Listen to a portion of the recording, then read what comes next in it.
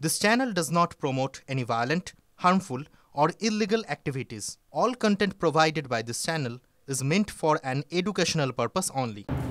শুরুতেই এই মুহূর্তে নজর রাখবো সবথেকে বড় খবরের দিকে। জয়নগরে নাবালিকাকে ধর্ষণ খুনে ফাঁসির সাজা শোনালো আদালত। এই মুহূর্তে জানিয়ে রাখি আপনাদের সবথেকে বড় খবর, মুস্তাকিন সর্দারকে ফাঁসির নির্দেশ আদালতের। আপনাদের মনে আছে গত 5ই অক্টোবর রাতে ক্লাস 4 এর এক ছাত্রীর দেহ উদ্ধার হয়, তাকে ধর্ষণ করে খুনের অভিযোগে সেই রাতেই গ্রেপ্তার করা হয় অভিযুক্ত মুস্তাকিন সর্দারকে। 7ই অক্টোবর সিট গঠন করা হয়, 30 অক্টোবর চার্জশিট জমা পড়ে, 5ই নভেম্বর থেকে শুরু হয় সাক্ষ্য গ্রহণ।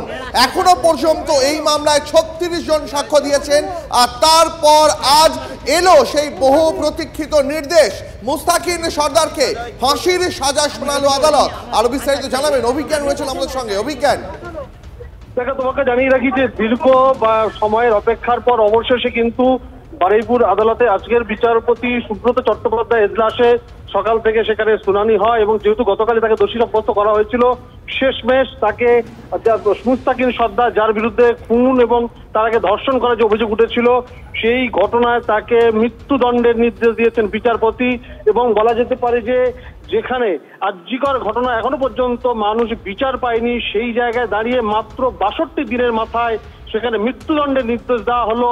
কুলতলির নাবালিকা ছাত্রী টিউশনি পড়ে বাড়ি ফেরার পথে নিখোঁজ হয়ে যায়, তারপর তাকে ধর্ষণ করে খুন করা হয়। সেই ঘটনায় অভিযুক্ত মুস্তাকিন সর্দারকে বিচারপতি মৃত্যুদণ্ডের নির্দেশ দিয়েছেন। আমাদের সঙ্গে থাকো অভিজ্ঞান, আমাদের সঙ্গে থাকো, তোমার কাছে আবারও আসবো। তবে আপনাদের জানিয়ে রাখি এই মুহূর্তের সব থেকে বড় খবর, জয়নগরে নাবালিকাকে ধর্ষণ খুনে ফাঁসির সাজা শোনালো আদালত। তার মানে এক কথায় বলাই যায় জয়নগরের নাবালিকা অবশেষে বিচার পেলেন।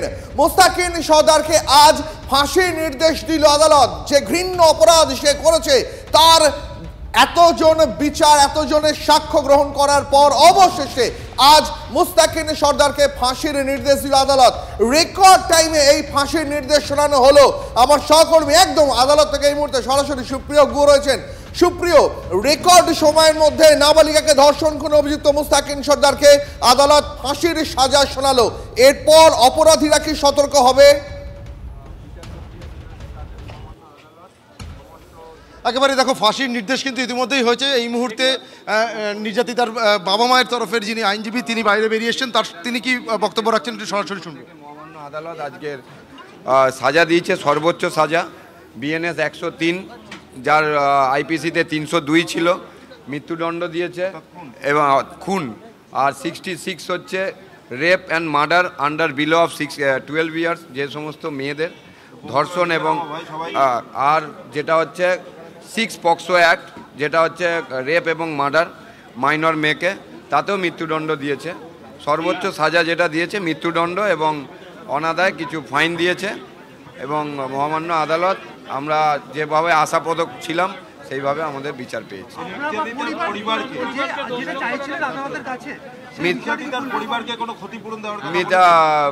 মিতার বাচ্চাটির পরিবারকে 10 লক্ষ টাকা জরিমানার জন্য ডিএলএসএতে স্যাংশন করতে পাঠিয়েছে, ক্ষতিপূরণ দিয়েছে সুব্রত সরকার।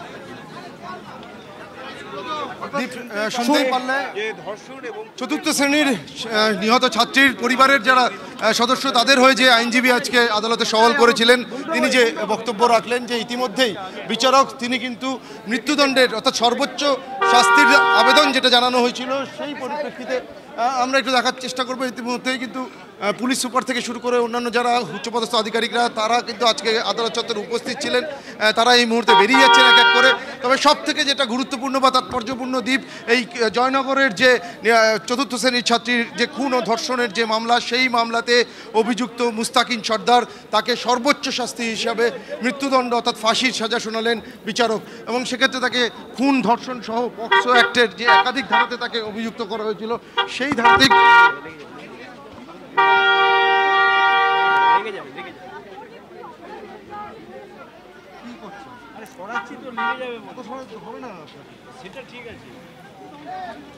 সুপ্রিয়, আমরা দেখতে পাচ্ছিলাম মাত্র 2 মাসের মধ্যে জয়নগরকে নাবালিকাকে ধর্ষণ খুনে ফাঁসির সাজা শোনালো আদালত। অর্থাৎ পুলিশ সক্রিয় হলে সোসাইটির পক্ষে খারাপ, সকালে যে আর্গুমেন্টটা স্টেটের তরফে আমি করেছিলাম যে এটা rarest of the rare case, learned court এটা মেনে নিয়েছেন, মেনে নিয়ে এটাকে rarest of the rare case বলে ঘোষণা করেছেন এবং 3টে সেকশনে ডেথ সেন্টেন্স দিয়েছেন।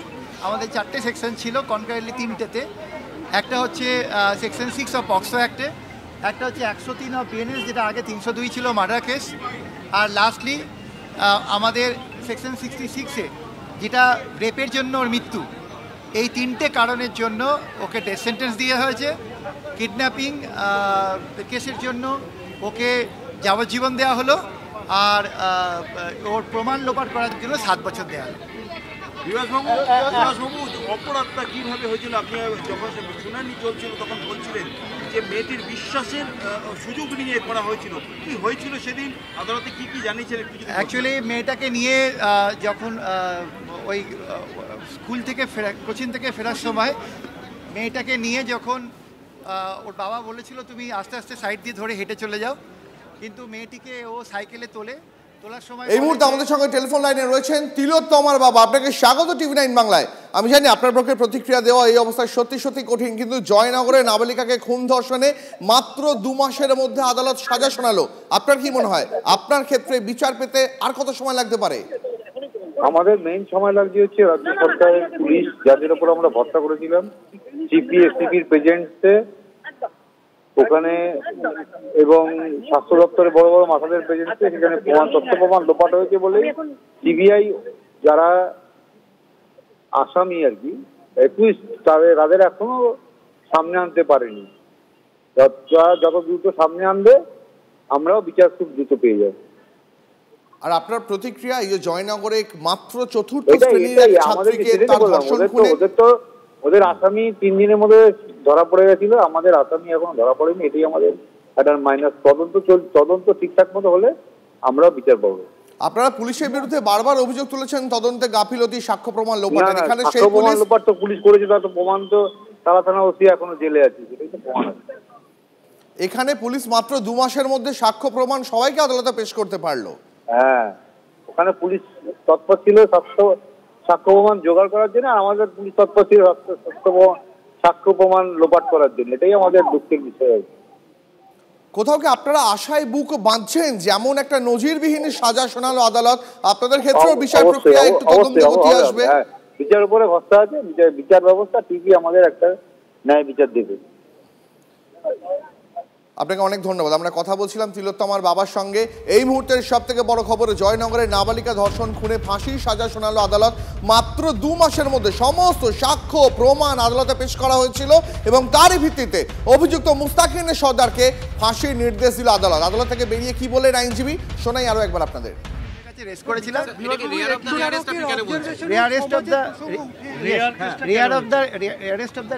অনেকগুলো পার্সপেক্টিভে আছে। প্রথমত সমাজে সারা ভারতবর্ষের বুকে এই কেসটা একটা নাড়িয়ে দিয়েছে। বাচ্চা মেয়েরা যখন বাড়ি ফিরবে তখন তাদের সিকিউরিটি নিয়ে একটা বড় ইস্যু বাবা মার মধ্যে, এটা একটা সোসাইটাল অ্যাসপেক্ট থাকে। এছাড়া রেয়ারেস্ট অফ দ্য রেয়ার এই জন্য যে মেয়েটির বডিতে মোর দ্যান 42টা ইঞ্জুরি আছে, যার মধ্যে মানে এত হিনিয়াসতম আর বারবারিকতম ক্রাইম ইদানিস্তকালে খুব কম দেখা গেছে। এই জন্য আমার মনে হয়েছিল যে এটা rarest of the rare crime এবং একে রিফরমেশনের স্কোপ নেই, কারণ একে রিফরমেশনের কথা বলা হয়েছিল, কিন্তু এ যেভাবে রিয়াক্ট করেছে তাতে মনে হয় না যে রিফরমেশনের কোনো স্কোপ আছে। এই কারণের জন্য ঘটনার 61 দিনের মাথায় গতকাল সাজা ঘোষণা হয়েছে, আজকে দোষী সাব্যস্ত, আজকে সাজা ঘোষণা। এই অল্প সময়ের মধ্যে এর আগে কোথাও গিয়ে আপনি করেছেন না? এটা তো আমার লাইফে দেখা বেস্ট কেস এবং এই দিক দিয়ে বলবো যে পুরো বার আমাদের বারুইপুর বার সহযোগিতা করেছেন। সুব্রত চট্টোপাধ্যায় সাহেবের এজলাসে এই মামলা রাত্রি 9টা সাড়ে 9টা 10টা অবধি হয়েছে, যেটা একটা রেয়ার ঘটনা। এবং আমার সেটের তরফে আমি 34 জন সাক্ষী সামনে নিয়ে এসেছি, সায়েন্টিফিক অ্যান্ড আদার।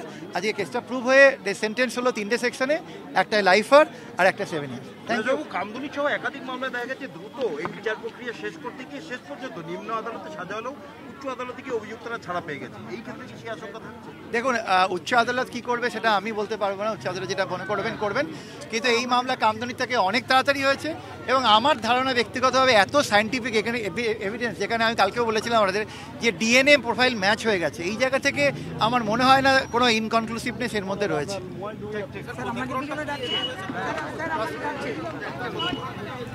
এই মুহূর্তে আইনজীবী যেমনটা জানাচ্ছিলেন, এক্ষেত্রে ডিএনএ প্রোফাইলিং ম্যাচ হয়ে গেছে বলে খুব দ্রুত এবং বিজ্ঞানসম্মত পদ্ধতিতে মাত্র ৬২ দিনের মাথায় মূল যে অপরাধী তাকে ফাঁসির সাজা শোনাতে পারলো আদালত।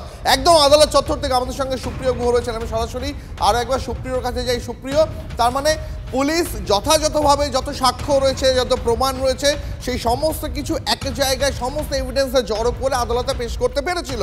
প্রশ্ন হচ্ছে যে অন্যান্য অনেকগুলো ক্ষেত্র রয়েছে, তিলোত্তমা কাণ্ড রয়েছে, কামদুনির মতন কাণ্ড রয়েছে, যেখানে বিচার প্রক্রিয়া অনেক দেরিতে হচ্ছে, বিলম্ব হচ্ছে, সেখানে জয়নগর কাণ্ড একটা নজির হয়ে থাকলো। ৬২ দিনের মাথায় অভিযুক্তকে ফাঁসির সাজা শোনানো গেল।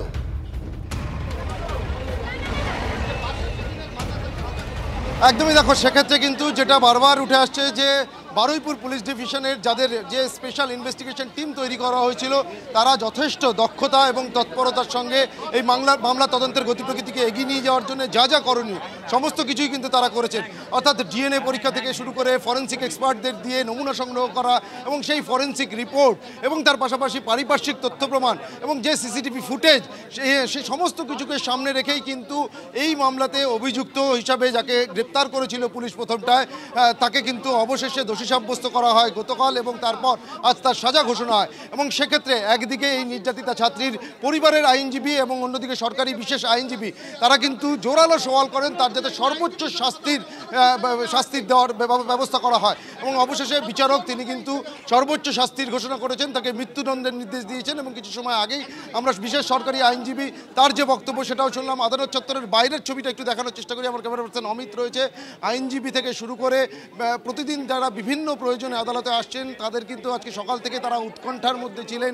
আজকের এই মামলাকে কেন্দ্র করে কোন দিকে গড়াতে চলেছে, কি নির্দেশ সামনে উঠে আসতে চলেছে। অবশেষে কিন্তু শেষ পর্যন্ত এই যে তথ্য প্রমাণ থেকে শুরু করে খুন, ধর্ষণ এবং পক্সো আইনের যে ৬ নম্বর ধারা তথ্য প্রমাণ লোপাট করা সহ যে একাধিক ধারাতে তাকে অভিযুক্ত করা হয়েছিল বা দোষী সাব্যস্ত করা হয় এবং তার পরবর্তীতে কিন্তু আজকে সর্বোচ্চ শাস্তি হিসেবে একেবারে সুপ্রিয় আমাদের সঙ্গে থাকো। আমি তোমার কাছে আসবো, তবে এই মুহূর্তে বিশিষ্ট আইনজীবী অনির্বাণ গুহ ঠাকুর আমাদের সঙ্গে রয়েছেন। আমি অনির্বাণের কাছে জানতে চাইবো, অনির্বাণদা, নিম্ন আদালত ৬২ দিনের মাথায় আজকে সাজা শুনিয়ে দিল, সর্বোচ্চ সাজা, কিন্তু একটা প্রশ্ন থাকছে যে এরপরে উচ্চ আদালতে গেলে কোথাও এই সাজা কমিয়ে দেওয়া হবে না তো, বা কোনোভাবে এই অভিযুক্তকে লঘুদণ্ড দেওয়া হয়ে যাবে না তো?